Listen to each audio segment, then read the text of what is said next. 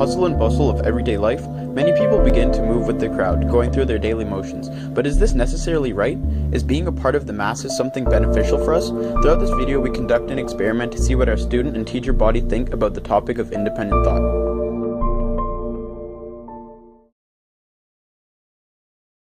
the course of this video, you'll see people whose answers were actually helpful. What do you think independent thought is? Alright, so independent thought is thinking for yourself and not letting other opinions destroy your morals and beliefs. It's about always sticking to what you believe in and not letting third-party influences corrupt you. And some people whose answers weren't helpful, at least. What do you think independent thought is? I have no idea. No idea. I don't know what independent thought is. But it's okay because it's all raw data. In the end, it doesn't really matter.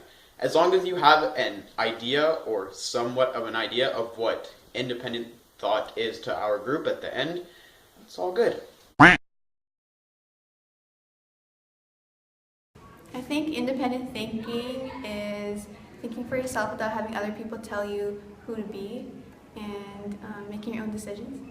Okay, so independent thought is when you think for yourself and not listen to other people on your actions and like what you do. Independent thought is something that comes straight from your own individual mind, free from any other person's ideas. Okay, I believe independent thought is the collection of all sources of data and that you filter through your mind and make up your own mind. And with it, whether you disagree with somebody on your peer level or above you, that's your independent thought. Independent thought is free will. Independent thought is a thought you keep to yourself and nobody else.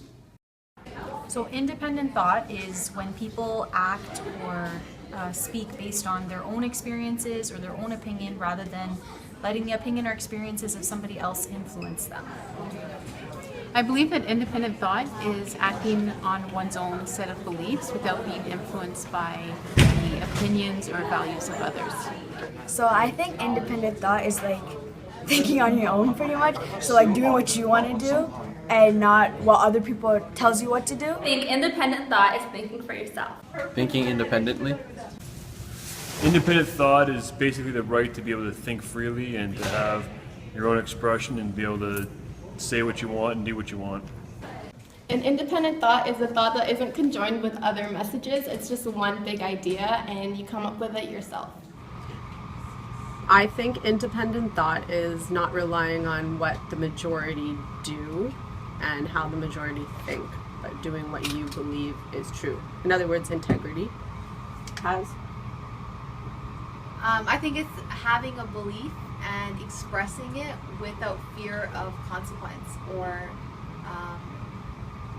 any form of regret, if at all possible, from forming after the thought is expressed.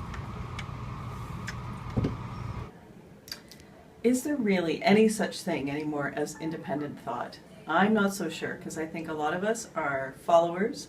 A lot of us just go along, not thinking too much about everything that's important. And I guess deep down, we all know independent thought is very important, and it's a freedom that we should not take for granted, especially today on the 20th anniversary of Tiananmen Square, a massacre that took place when hundreds of students were killed simply for speaking their minds and voicing independent thought. So Canadians, wake up, be happy that you have that right.